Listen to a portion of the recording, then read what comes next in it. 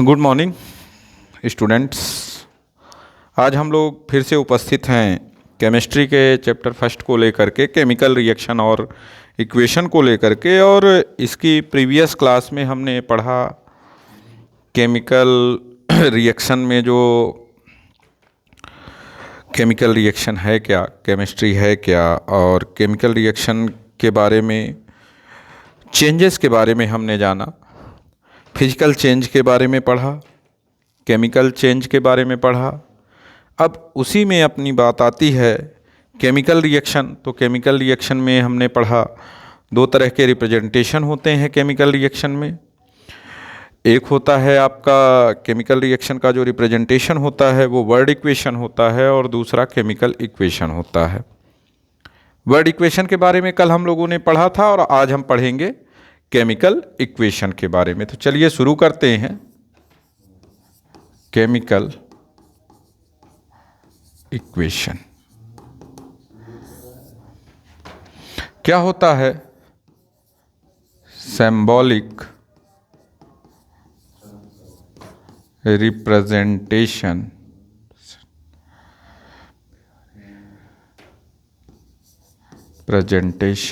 Of symbolic representation of chemical reaction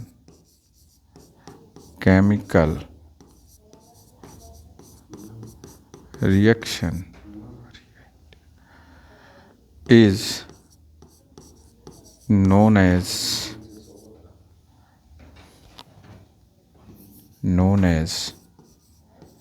chemical equation। ध्यान देंगे कि जब कोई केमिकल रिएक्शन है उसे अगर हम किसके उसमें रिप्रेजेंट करें, सिंबल्स के फॉर्म में रिप्रेजेंट करें। किसके फॉर्म में रिप्रेजेंट करना है? In the form of symbols. Symbols के फॉर्म में अगर रिप्रेजेंट करते हैं तो उसे हम केमिकल इक्वेशन कहते हैं। केमिकल इक्वेशन फॉर एग्जांपल कुछ टर्म्स हैं जो हमें केमिकल इक्वेशन में जानने जरूरी हैं, उनकी हम बात करते हैं। For example A + B react to each other and formation of C and D। A और B कोई सब्सटेंस हैं जो इनिशियली रिएक्ट हो रहे हैं और फॉर्मेशन कर रहे हैं C and D का। तो ये A और B क्या है, C और D क्या है, इनके बीच में प्लस क्यों लगा है, ये एरो क्यों लगा है, इन चीज़ों को आज हम जानेंगे। तो A और B जो हैं वो आपके लिखे जाते हैं रिएक्टेंट, जिन्हें हम हिंदी में अभिकारक बोलते हैं। C और D को बोला जाता है प्रोडक्ट, जिसे हिंदी में उत्पाद बोलते हैं। इनके बीच में प्लस साइन यूज किया जाता है, जो ये प्लस साइन है रिएक्शन के लिए कि ये रिएक्ट कर रहे हैं, react to each other, and arrow is use to show the direction of reaction। तो ध्यान देंगे कितने टर्म आपको मिल रहे हैं। पहला आपको रिएक्टेंट मिल रहा है, दूसरा प्रोडक्ट मिल रहा है, तीसरा प्लस साइन मिल रहा है, और फोर्थ नंबर में आपको एरो मिल रहा है। चार चीज़ें इनमें मिल रही हैं और कुछ चीज़ें हैं उनको भी जानेंगे। तो रिएक्टेंट क्या है, प्रोडक्ट क्या है, इनके बीच में हम प्लस साइन क्यों लगा रहे हैं, एरो का डायरेक्शन एक साइड होगा तो कौन सा रिएक्शन होगा, दोनों साइड होगा तो कौन सा रिएक्शन होगा, इन चीज़ों को। तो पहली बात आपकी है जो वो है रिएक्टेंट। किसकी बात? Reactant. The substance which change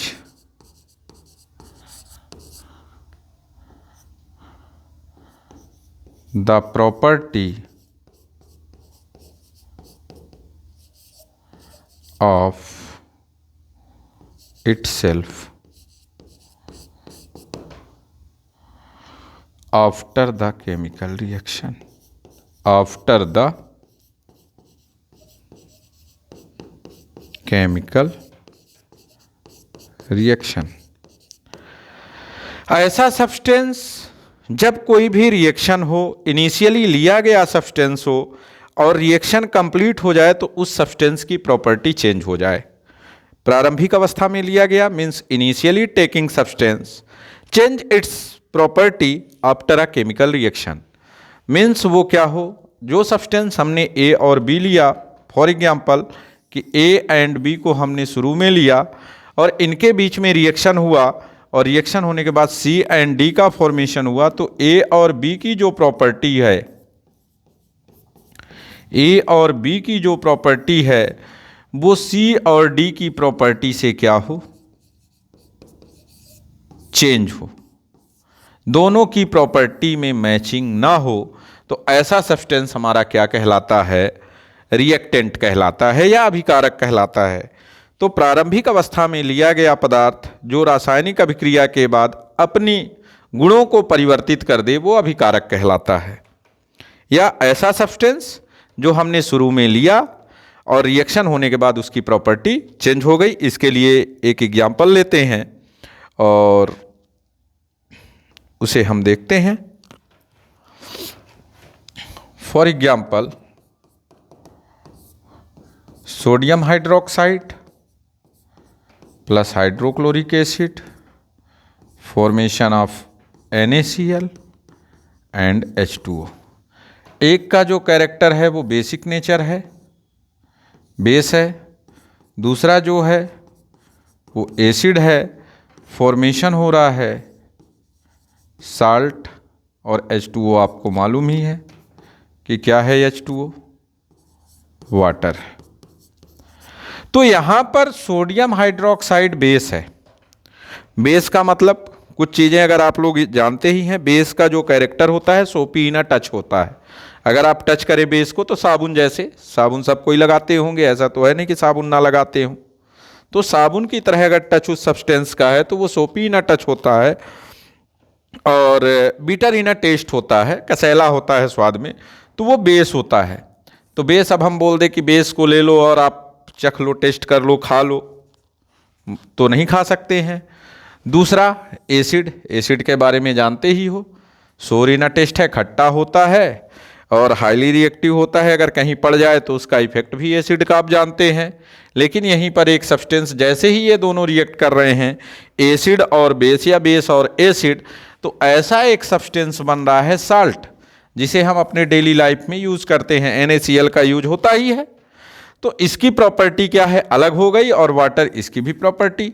तो कहाँ ये एसिड और बेस थे और ये कहाँ न्यूट्रल सब्सटेंस बन गए जिन्हें हम यूज कर सकते हैं।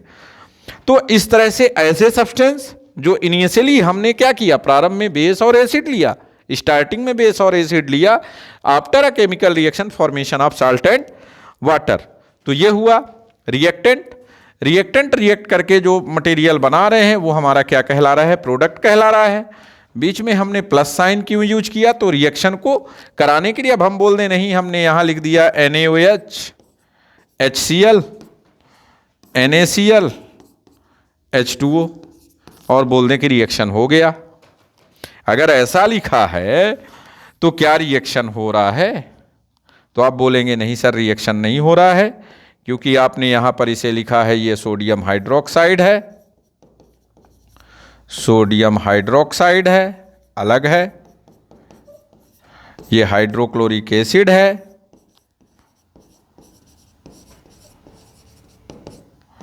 एसिड है, सोडियम क्लोराइड है,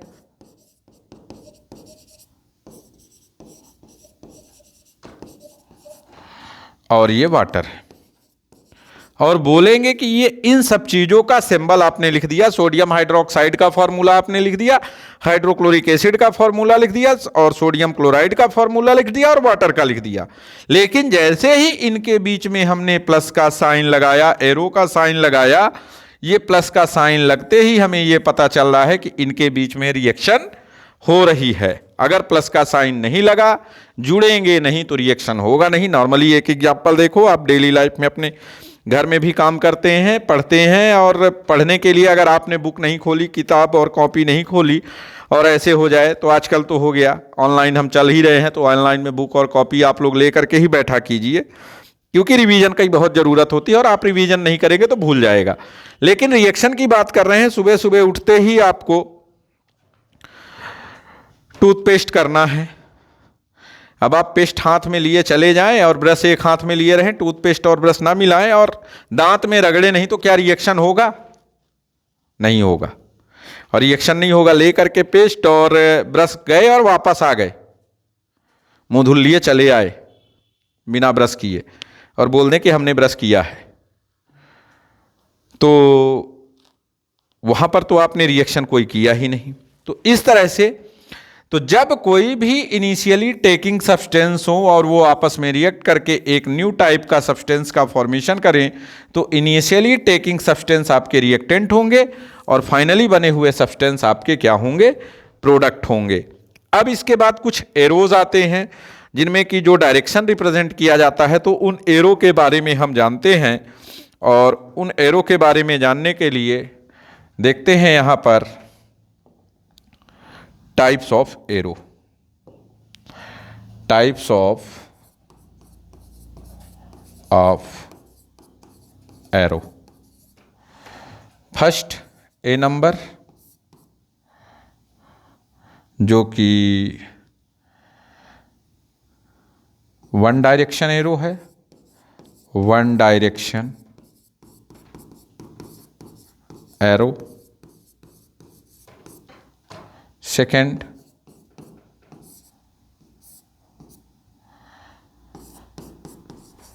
टू डायरेक्शन एरो, या इसी को बोलते हैं both direction arrow. C, upward arrow.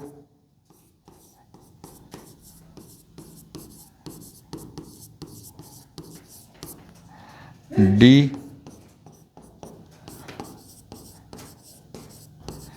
Downward arrow. तो इन एरो का मतलब वन डायरेक्शन एरो मीन्स ये डायरेक्ट ये बताती है reactant converted to product, but product can not converted to reactant. ये बताती है reactant converted to product and product is also converted to reactant. ऊपर की एरो फॉरवर्ड रिएक्शन है, नीचे की एरो बैकवर्ड रिएक्शन है। अपवर्ड रिएक्शन बताती है गैस को कि गैस रिलीज हो रही है, बाहर की ओर निकल रही है, और डाउनवर्ड एरो बताती है प्रिसिपिटेट को इनसॉल्युबल सॉलिड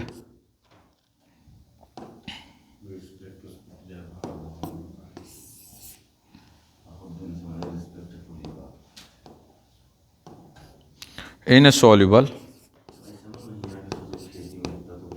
सॉलिड को। तो ये चीजें हुई। अब एक केमिकल इक्वेशन में होता क्या क्या है? रिएक्टेंट हुआ, प्रोडक्ट हुआ, एरोज हुए।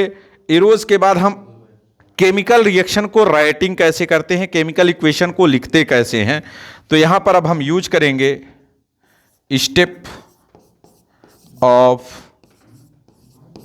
Writing chemical equation. कौन कौन से स्टेप यूज करते हैं? तो सबसे पहले हम लिखेंगे वर्ड इक्वेशन।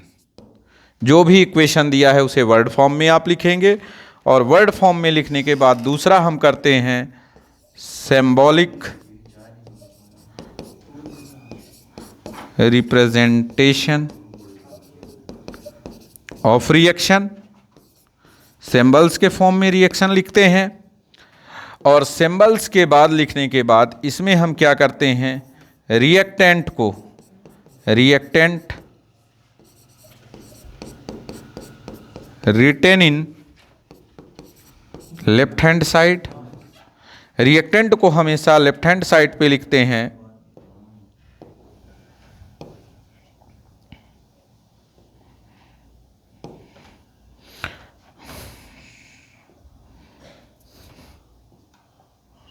और थर्ड फोर्थ प्रोडक्ट को राइट हैंड साइड में लिखेंगे।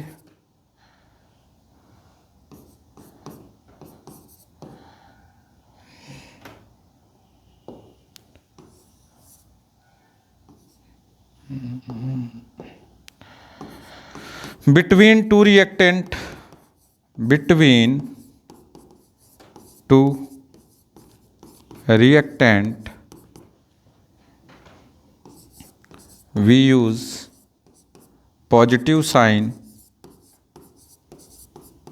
between them.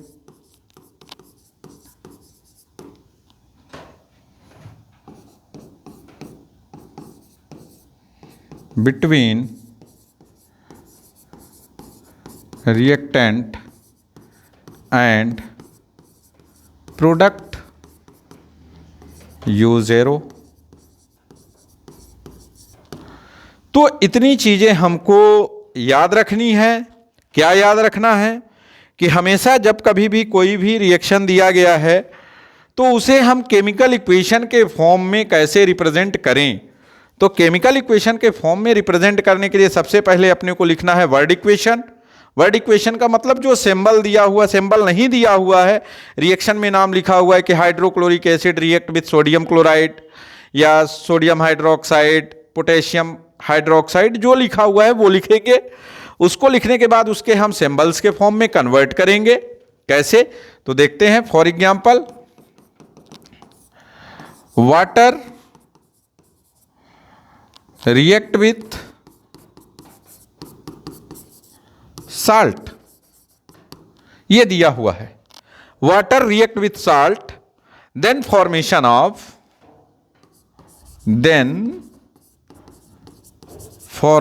Of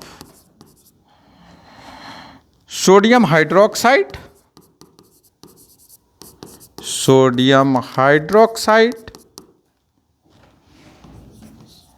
and hydrochloric acid.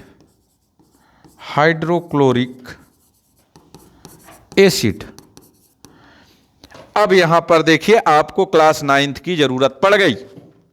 क्या पड़ गई कि वाटर रिएक्ट विथ साल्ट। अब ये साल्ट कौन सा है? बहुत सारे साल्ट होते हैं, एसिड और बेस रिएक्ट करता है तो साल्ट का फॉर्मेशन होता है। तो वाटर रिएक्ट विथ साल्ट, तो यहां समझिएगा कि जो चीज ये दी हुई है, साल्ट की बात हो रही है, तो साल्ट के लिए यहां पर आपको देखना पड़ेगा कि कैसा आपका बेस बन रहा है। Water react with salt, then formation of sodium hydroxide, means ऐसा साल्ट होगा जिसमें सोडियम प्रेजेंट होगा, and formation of hydrochloric acid, उस साल्ट में क्लोरीन भी होगा। तो इससे आपको क्या जानकारी मिलेगी कि जो हमारा बेस है या जो साल्ट है, वो साल्ट क्या कंटेन करेगा? सोडियम को भी कंटेन करेगा और क्लोरीन को भी कंटेन करेगा। यह बहुत बड़ी चीज होती है कि एसिड और बेस, तो यहां पर हमने नॉर्मली बोला कि वाटर में हमने घोला salt, water react with salt, means water का यहां हम लिखेंगे water plus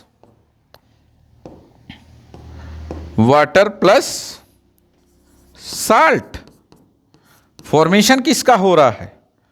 sodium hydroxide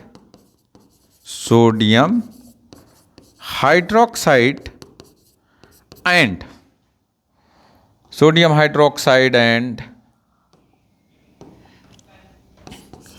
hydrochloric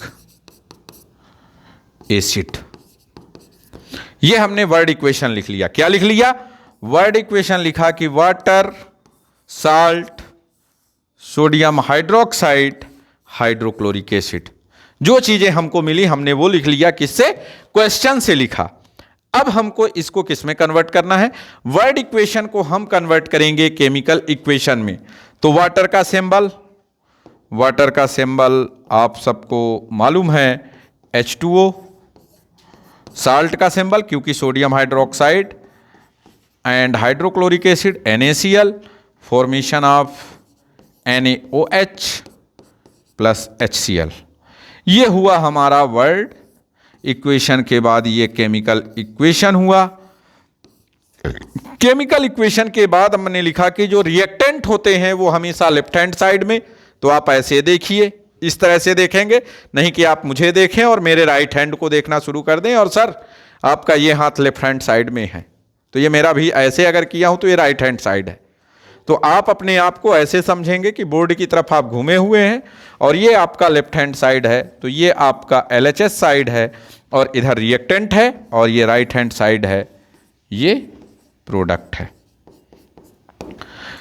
reactant और प्रोडक्ट, रिएक्टेंट प्रोडक्ट के बाद में फिर हमने क्या लिखा, रिएक्टेंट को लिखा, प्रोडक्ट को लिखा। दो रिएक्टेंट के बीच में देखिए पॉजिटिव साइन लगा है, प्रोडक्ट के बीच में भी पॉजिटिव साइन लगा है और इनके बीच में जो एरो है वो डायरेक्शन को बता रहा है। तो आज हम लोगों ने इन चीज़ों को पढ़ा। केमिकल रिएक्शन में केमिकल इक्वेशन है क्या, केमिकल इक्वेशन को हम लिखते कैसे हैं, केमिकल इक्वेशन को लिखने के बाद अब हम अपने नेक्स्ट टॉपिक में पढ़ेंगे इन केमिकल इक्वेशंस को बैलेंस कैसे करते हैं, और बैलेंस करने में इन्हीं स्टेप्स के आगे जब चलेंगे तो उन्हें हम और अच्छे से जानेंगे। और कल हम जानेंगे केमिकल इक्वेशन को बैलेंस करना और उनकी मेथड्स को। तब तक के लिए धन्यवाद और चैनल को देखते रहें, लाइक करें और सब्सक्राइब करें।